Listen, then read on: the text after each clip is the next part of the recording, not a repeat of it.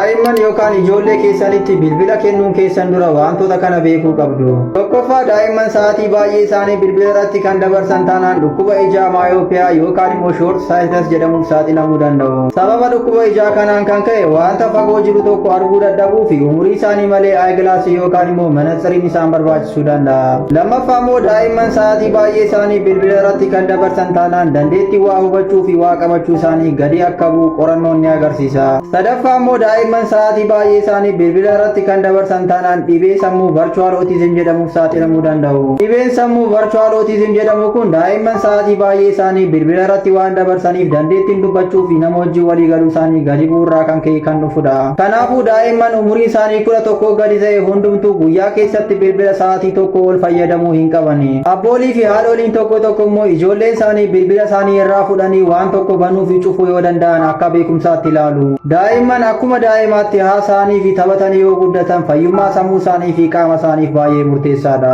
Ergaa fayyaa kana sheer gochuun irraanfatina. Daa'imman baay'ee fayyaduu waan danda'uuf gaaffii fi yaada keessan koomentii irra naqaa. Halkan gaarii isiniif haa ta'u.